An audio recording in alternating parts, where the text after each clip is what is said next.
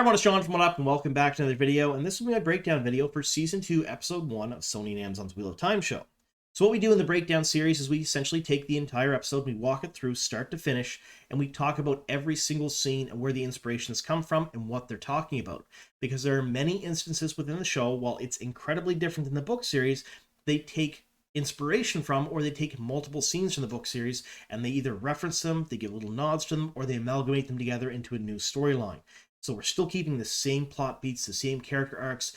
Everyone in the show is still going towards the same end goals as the books. They just may be taking a little bit different route there, but there are definite parallels to the book series, and that's what these episodes basically take aim on doing, is showcasing those parallels and talking about the episode and explaining some things that are going on. So, if you're new to the channel and you don't know what we do here, we talk Wheel of Time. That's pretty much all we do. If you like that sort of thing, make sure you subscribe to the channel. I'm doing reviews, Easter egg videos, breakdown videos, as well as answering non-reader questions, and still doing news and leaks for Season 3 all throughout every single episode that drops for Season 2. And then after Season 2 is done, the floodgates are open, and I have a ton of Season 3 leaks for you guys, and you're not going to want to miss any of that. Now, before we get into the video, I do have to give a bit of a spoiler warning because we're talking both books and show. So, spoiler warning, if you have not watched the entire first season of The Wheel of Time and the first episode of the second season, or have not read all of the Wheel of Time books, that's The Eye of the World, right up to including A Memory of Life by Robert Jordan and Brandon Sanderson, be forewarned, I'm going to ruin plot points and character arcs from both of those mediums. Alright, that being said, let's get on to the breakdown. Alright, in the opening scenes of Season 2, Episode 1, we see Moiraine Sedai. Yes, she's still an Aes Sedai as far as I'm concerned, filling up buckets of water poorly, basically spilling them everywhere, and then carting them up a hill to a house that she's staying at, filling up a tub, and then heating them. Like, she does all that work manually. No more one power for her. This parallels the episodes in Season 1, where she actually does have a bath of land. She's happy in those scenes. She's kind of hanging out. She heats the water with the one power, showcases her abilities as an Aes Sedai and what she can do. And I assume at that point she didn't cart that water up herself because Aes Sedai don't do that sort of thing. Manual labor is not really their forte. So this is basically showing how far she's fallen. The end of episode 8 of season 1, she lost her ability to channel. There's a lot of debate whether she was stilled or whether it was a shield tied off. I personally am in the camp of it being a shield tied off, and she'll get her powers back at some point, probably this season. However, she no longer has access to the power, so she's doing everything by hand. Also in these scenes, she's not wearing any blue. She has hints of it in some of the jewels in her hair, but that's it. She's no longer wearing the iconic blue of the blue Aja, and she's doing everything by hand, including washing her own clothes in the tub, and then she just sits there completely distraught and actually sobs quite a bit over the loss of the power. So, very, very different spot for Moiraine Sedai in the second season, and this parallels how far she's fallen from the first season. Next we have Lan. He's out practicing the sword outside of this same place with Moiraine, still by her side, although before she lost the ability to use one power, she masked the bond. So Lan is incredibly distraught. This parallels the time in the book series when Moiraine actually died, but she didn't really die. And you'll see why I give full book spoilers for a reason. Basically, at one point or another, she was pushed through a red door frame ter'angreal into a different reality, and even though she didn't actually die at the time, Lan thought she did, and his bond was passed to another Aes Sedai. So he was going through the grief and loss that a warder would normally have when losing an Aes Sedai and barely holding it together at that point. We're seeing the same elements of Lan in this season, and it's not because Moiraine died, it's because Moiraine no longer has access to the power, and she's also masked the bond before any of this happens. So, has he truly lost Moiraine? Has the bond been severed, or is it just masked and he can't feel her anymore? Either way, it's an incredible change in the last 20 years, and we go from a very stoic, very hard-headed Lan to more of an emotional, upset, fiery Lan throughout this episode and the next few, because it's almost as if he's lost his Aes Sedai. All of this, and Moraine's basically treating him like hot garbage because she's trying to push everyone away because she's feeling sorry for herself. Alright, so now we have our first major departure from the book series in the second season, but it takes elements from a bunch of different storylines and kind of crams them together. So we find out that Moiraine and Lan are staying at Varen Sedai's house, that's her right here, with her sister Adelius. And they're there doing some research, and Moiraine is interviewing different people that are coming, getting some information on what's going on in the world. We're going to get back to that in just a minute. But in the book series, during the Great Hunt, Moiraine and Lan didn't really have a whole lot to do.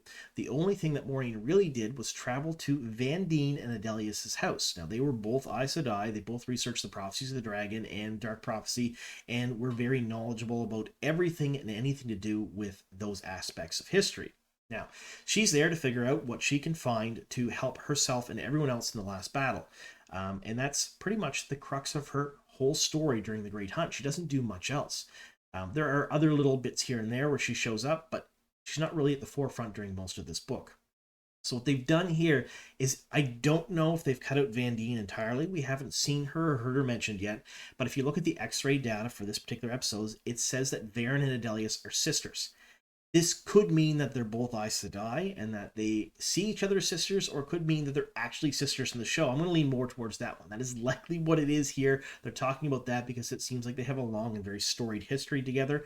And this is their house. They're staying there together. They also are both of the Brown Aja, and they are also researching a ton of different things, but Moiraine is not there really realistically going through all of their research. She's interviewing people. This also happens during the book series. During The Dragon Reborn, in the first few chapters, we see Moiraine that is she's camped out with the Shienarans, Rand, Perrin, Min, and a bunch of other people in the mountains, and she's been interviewing parts of her Eyes and Ears network. They show up and she talks with them. One in particular, a Tinker Woman, does show up and has some interactions with Perrin and Min. You get to see Min's talents showcased a little bit more. That seems to be more like what's going on in these scenes. She's having people show up because they talk about a number of different people showing up, talking to Moiraine. And in this case, the very first rider that happens to show up is Bael Damon, and we'll talk about that during those scenes, but they came straight basically from the Eye of the World, the very first book. Now, when I said Bael Damon, I mean the actual sailor Bael Damon. In the first book, The Eye of the World, he captains the Spray. Now, the Spray is the ship that rescues Rand, Mat, and Tom as they escape from Shadar Logoth. During that time frame, during the Eye of the World, you find out that he's being chased by Trollocs and other unsavory elements, and he thinks it's to do with some of the things that he has in his hold, one of them being a seal on the Dark One's prison. We find that out much later, when in fact those Trollocs and whatnot are actually chasing Rand, Mat, and Tom, and they kind of make their way in passage to the ship to Whitebridge. In Whitebridge, they get off in Whitebridge, and then Tom ends up fighting a Fade and supposedly dying. He comes back later. He doesn't die. Like I said, full book spoilers. But that's Bael Damon's story in The Eye of the World. He's basically not around again until a couple of books later. He wasn't introduced in the first season, much to the chagrin of a lot of fans. It made sense to me at the time because he had such a small role, a small part, and he likely isn't going to show up until much later in the series. But what they're doing here is they're using him as one of the, we assume, Eyes and Ears network of Moiraine Sedai, showing up with a piece of Heartstone from a sundial in Cairhien. Now, this sets up a whole bunch of different storylines within the second season, but essentially, I believe that this piece of Heartstone takes place of the Seal of the Dark One's prison that he talked about during the first book. And he also mentions going to Whitebridge and being chased by Fades. These are all direct callbacks to the first book and when Bael Damon was actually introduced. Very interesting stuff, very neat. But this particular piece of Heartstone that he's given to Moiraine Sedai here is from a sundial in Cairhien. It had Dark Prophecy written on it. We assume it had some writing on it. We're not entirely 100% what it is. It's a poem. The poem is likely the Dark Prophecy that we've heard talked about a few different times from about Lanfear in the promotional material. We're not 100% yet because we're not there in the season, but it likely is that's what it is. And it's a good way of introducing Lanfear and tying her to Cairhien, where she's introduced much later on, because if that sundial had something to do with her, then she's likely going to hang out in Cairhien, which she didn't do in the book series. We have a few scenes of Nynaeve and Egwene in the tower. This one in particular where they're learning to use the one power from Alanna Sedai. Not in the book series, but it takes the place of a bunch of other particular scenes that we see during the Great Hunt, and they all basically showcase a couple of different things. The first thing they showcase is the fact that Egwene is not only stubborn and wants to do things her own way, but that Nynaeve is incredibly stubborn, and it also highlights her block for the first time in the series. So, in the book series, Egwene is one of those people that always knows best, and even when she doesn't know best, she knows best. It's one of her defining character traits, and let's face it, most of the time she is correct. She's 100% right most of the time, but there are times when she doesn't do things properly, and it kind of bites her in the behind.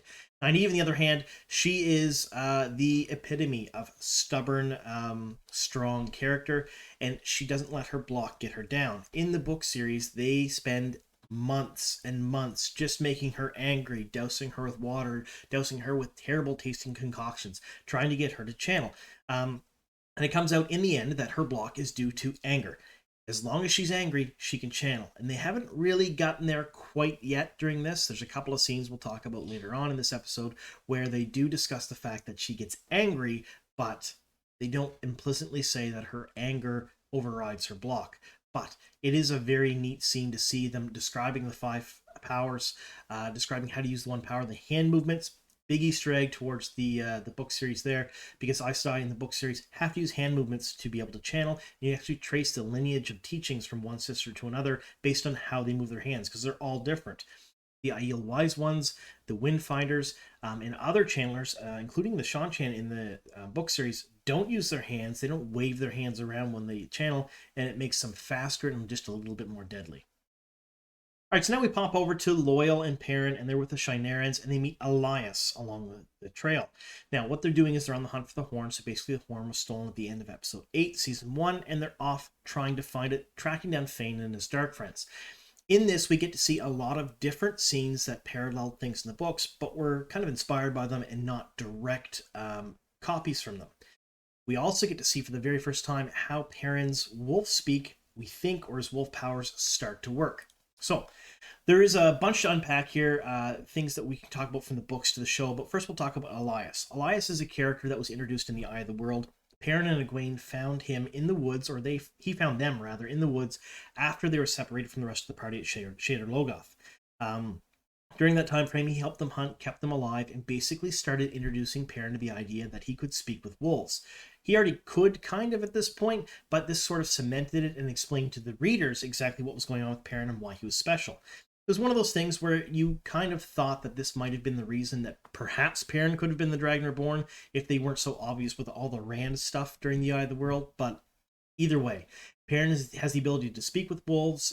He also can project his thoughts and feelings and has incredibly heightened senses. That's what happens in the books. Now, in the show, we know that he has incredibly heightened senses because he's smelled and heard things that other people couldn't so far, but speaking with wolves seems to be a bit different. During the scenes for the Great Hunt, they also had someone else with them named Huron. Huron was a sniffer who could smell out violence and wrongdoing, and he could tell what had happened to people or happened in an area that was violent just by the smells alone. In the show, they called Elias a sniffer, which is not a huge stretch because basically in the books, Perrin takes over the mantle as their sniffer when chasing for the horn after they lose Huron, when Huron gets ported into the one of the parallel worlds with Rand. So that's a whole other bit. We'll talk about it in another video. But essentially, we're not entirely sure if they're combining the abilities of a sniffer, the ability to smell and sense violence, to, with the abilities of a wolf brother, the ability to talk to wolves and have heightened senses. It wouldn't surprise me if they do. It's one less thing to explain, one less unique ability in the show, because let's face it, in the books, Huron was really the only sniffer, and there's not a whole lot that character could do during the book series that couldn't be picked up by someone else. Now, during this, we get to see flashes of things that had happened, and they're violent things. So maybe, just maybe, this is Perrin sensing or seeing violence, and they're kind of showcased in the same way that Min's abilities are showcased in the show, where she can see the future, only this is the past. So that might be it, but what I would like to think is happening here is either Elias is projecting what happened here to him, and he's seeing these sort of things because everyone else around them is frozen. All the other Shienarans are not moving, but Perrin and Elias are, and they seem to be communicating with one another. So I'm wondering if they're just sending thoughts and images back and forth to one another, or if Perrin actually smelled what happened there, sort of like a sniffer does, and this is just him recreating it in his mind's eye. Either way, a pretty cool scene where it sort of kind of introduces the abilities that Perrin has as a wolf brother and intermixes them with sniffers as well. All right, so next up I want to talk about this scene here. This scene is Egwene and Alana, and Egwene comes in asking basically about the lesson, because Egwene is always very lesson driven. She's very Hermione Granger, if that makes any sense, when it comes to learning the One Power and her studies and whatnot. And Alana is talking about having more than one partner, and it's sort of let's say, catches Egwene by surprise. And the secondhand embarrassment from watching this particular scene was real. It was palpable. I loved it. Now, I think this one here showcases a couple of good things. The first thing it showcases is the fact that all of the Emmonsfielders are very sheltered. They lived a sheltered life, and they're very inexperienced in the ways of the world. Alana seems more worldly, especially to Egwene, and maybe not so much Nynaeve, because Nynaeve just thinks everyone who doesn't do exactly what she does is wrong. But Egwene does look up to her. And when this happens, she's embarrassed because this isn't something she's used to. She's not used to seeing these types of relationships. And it's a good foreshadowing for much later on when Rand starts to form his own relationships. Because in the book series, he does have 3 love interests. They're all incredibly good friends. They all learn to love one another as sort of a group while loving Rand. So this fact that they're introducing polyamorous relationships within the Wheel of Time world much earlier, I think is a great thing, and I think it inherently is going to foreshadow what's going to happen much later with Rand. Either way, a really nice scene, and I like showcasing this. All of the tower scenes in this particular episode were reminiscent of a ton of different things that happened within the book series, boiled down to just a few scenes here and there. Nynaeve with the warders, learning the sword. She'd mentioned it a number of times in the books that she wished she'd learned a sword so she could thump people with it. She always carried around a big stick and thumped people with that. She was never against using physical violence. And seeing those things and seeing how uncomfortable she is with the idea of being an Aes Sedai and having that sort of power really gets to the core of her character, which is super nice to see. And I mentioned earlier the fact that Nynaeve went through a ton of stuff during her time at the White Tower, and again with the rebels and Saladar, learning to try to overcome her block. It was instances like this where Liandrin basically is forcing the lessons upon her and gets her angry so she can see what she's doing. And one of the things that's mentioned is that she copies the weave almost perfectly, instantaneously, and she can remember it almost perfectly. Now, that, I think, is really great foreshadowing, along with the idea of the lesson that was given in the kitchen with the straining of the dirty water through the weaves of earth and air to make it clean.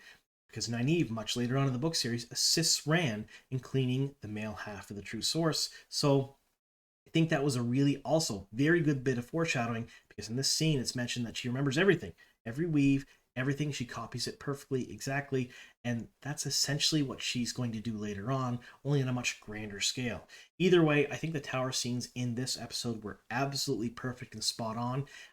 They were able to showcase a lot of things from the book series in a very small amount of time, even if they weren't the exact scenes word for word.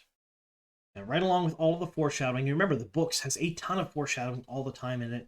Here we have a conversation between Perrin and Ingtar.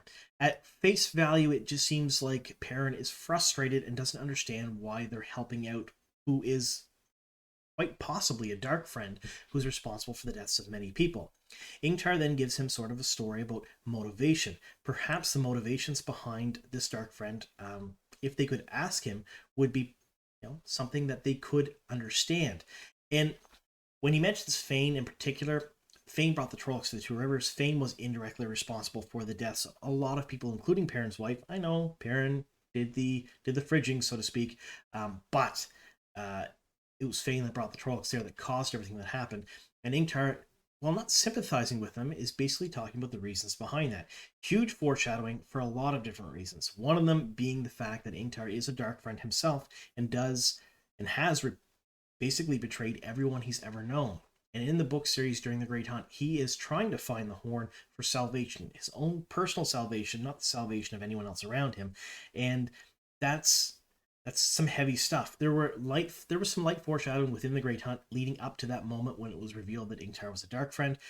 But this here kind of hits you over the head with a hammer. So if you've read the books and you know a little bit of the history and what's going on behind the scenes here with Ingtar, this one really strikes home. And for those non-book readers that have watched the episode, it plants the seeds of doubt in their mind. Why would Ingtar sympathize with the dark friend or wonder about their motivations? Which leads me to talk about something else. Something the show so far is doing very, very well is explaining the fact that the Dark Friends have motivations. They don't just want the Dark One to win. They don't want just power and riches. They all have reasons behind why they're doing what it is they're doing, which makes them much more fleshed out and, in my opinion, better antagonists for our heroes. This scene here, this is a big one as far as foreshadowing goes, because it is directly after a scene with Nynaeve and Egwene reading letters sent to them by Perrin. And in that letter, he talks about Mat. He talks about everyone in Emond's Field. And then Liandrin is reading that same letter to Mat. And Mat is, at this point, locked in the Dungeon of the Towers, which we don't know why just yet. We'll find that out much later. But she says, and how painful. No mention, a dozen letters and no mention of Mat Cauthon. So that is a bold-faced, straight-up lie. And Aes Sedai cannot lie. Liandrin has just outed herself blatantly to the audience as a dark friend in such a way that maybe not everyone caught it. I know that when I watched this with a few non-book readers, no one caught it until we went back and rewound the scene, watched it again, and then someone was like, wait a minute. That letter, they just read that letter. They did mention Mat Cauthon. Does she have a different letter? I'm like, no, she doesn't have a different letter. It's the same one. And they're like, why is she lying? She can't lie. They don't know the ins and outs of the Black Aja and the Dark Friends just yet, but it gets people thinking.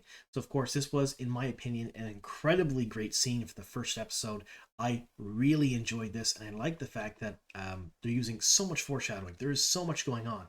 Though you've read the series more than one time, you know that as you read it for the second or third or the fourth or even more times than that, you'll notice something different every single time. You'll notice things that you didn't pick up on the first time around because you now know what's happening later on. You notice all the little tiny bits of foreshadowing. Jordan was a master at it, and they're weaving all of this into the show, which I super like. All right, so now we're getting into the final scenes of the show. This was preceded by a dinner with Adelius, Varen, Lan, and Tomas, and they were talking just a little bit about Lan and Moiraine and the bond and the things they shared together. But it led into this. So I wanted to talk just a bit about this because this is something that I thought was a little bit out of character in the first episode for a couple of different reasons.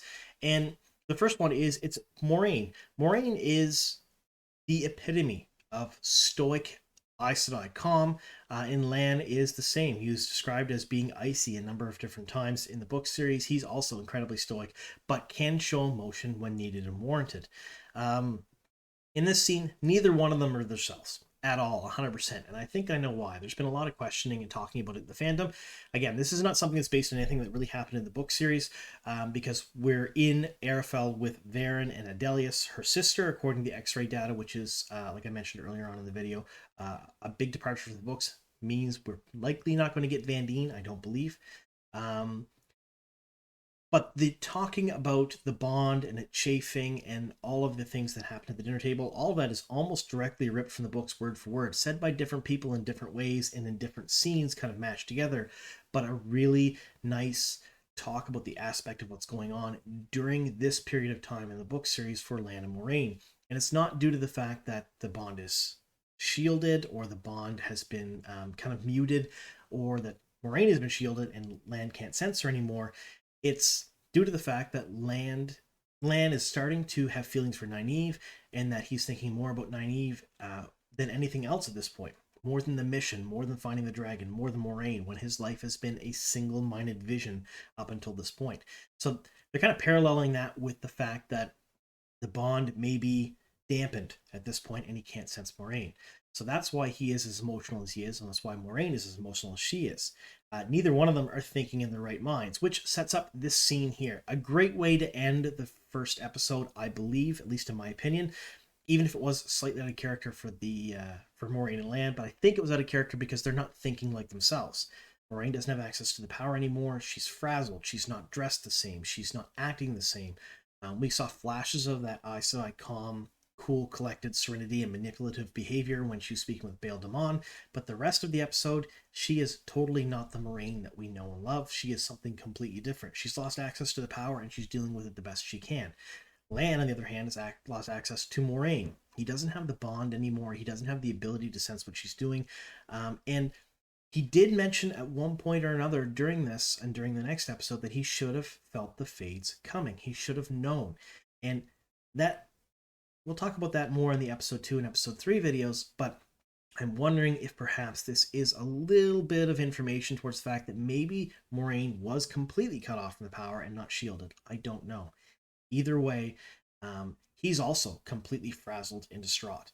Now, in this scene, Moiraine is incredibly capable, but she's also not thinking straight. She left in the middle of the night. She's been shielded. She has no access to the One Power. She has no one to protect her. She just takes off. she's trying to get to where she's going as fast as possible, because she's uncovered information. That poem that was written on the sundial. But those are not things Moiraine would normally do. Normally, she would carefully plan out 3, 4, 5, a dozen steps ahead. She doesn't do that here. She impulsively leaves. Very out of character for her, and I think that's due to the fact that she's dealing with the loss of the One Power. Lan, on the other hand, during this fight, he is the Lan we come to know and love for a bit. He is incredibly strong. He's incredibly fast. He is an unnamed Blade Master. We'll say he never really earned the sword in the book series, but he is 100% a Blade Master in the book series. He doesn't wear one, doesn't wear the Hairmark blade, but he should have had one at some point or another because he is so good with the sword. And he fights 2 Fades in this scene, and he gets his ass completely handed to him. That is due to a number of different reasons, I think. The first is that he's frazzled right now without the bond, or without feeling the bond. He is not himself. He is not thinking of himself. He probably doesn't have the flame of the void. He can't achieve that oneness. And the second thing is I think they've leveled up the Fades just a fair bit in the show versus the book series. In the book series, them and the Trollocs were both sort of, at one point or another, throwaway villains. They were just like the pawns that you chuck out there. The goblins from D&D, so to speak. There's just a lot of them, and they're not really dangerous or an annoyance. In the show, they're much more than that. So, between the fact that the Fades are a little more powerful and the fact that Lan isn't really himself, I'm thinking that's why he got his ass absolutely handed to him in this fight, and then he needed Thomas and Varen to come save him, and Moiraine. Either way, super cool fight, and I loved the idea that they're foreshadowing Rand's flaming sword with Varen's using the One Power to alight Thomas' sword while he's fighting the Fade. I really like that. Will Rand actually use a flaming sword that he creates with the One Power in the show? I really don't know, but I think that we may see something very similar to this in the final acts of this season, where Rand's actual Hairmark blade gets lit afire with the power while he's fighting Shamael in the skies of Falma. Yes, there is a lot of evidence to suggest we're actually getting the sky battle, which no one really knew if we were or not, so I'm interested to see if it actually does happen. Either way, this was my breakdown of the first video, or the first episode rather, and I'm pretty excited with all of the elements that happened. Like I said, my review, I gave it 8 out of 10, and I'm excited to see what the next few episodes bring. All right, folks, so that's the episode start to finish. I don't know about you folks, but like I said in my review video, I gave this one an 8 out of 10. I thought it was incredibly insightful. I thought it was an amazing episode. I know not everyone agrees, although right now Rotten Tomatoes seems to be giving the show an incredibly good score because it was really good. It was a slow burn, character-driven introduction to all of the Wheel of Time universe, and it really felt like I was coming home when I watched this episode. I really liked it. Now, again, like I've said throughout this video, there are a ton of changes from the source material. That's bound to happen, and we were told that Season 2 especially would be very, very different from the books, but that does not mean it's not good TV, and I thoroughly enjoyed it. Now, watch out for my review of Season 2, Episode 2, as well as my breakdown and my Easter egg videos for that particular episode coming very soon, probably likely later today and early tomorrow. And then we're going to do Episode 3. Then we're going to get into some news, because there's been a ton of news lately in the last couple of days that we really haven't covered because, well, I've been too busy rewatching the show over and over and doing these videos for you folks. But that's coming as well. And then don't worry, I haven't forgot about the leaks. They're also on their way for the end of Season 2. So, one more reminder, if you haven't already subscribed or liked the video or told your friends and family, please do so. One Up really does appreciate it here. It does increase this channel's reach, and it does increase our ability to make videos like this for you folks, and I really enjoyed them doing so. Make sure you're subscribed. All right, thank you so very much for sticking with us here to the very end. Here's to many more.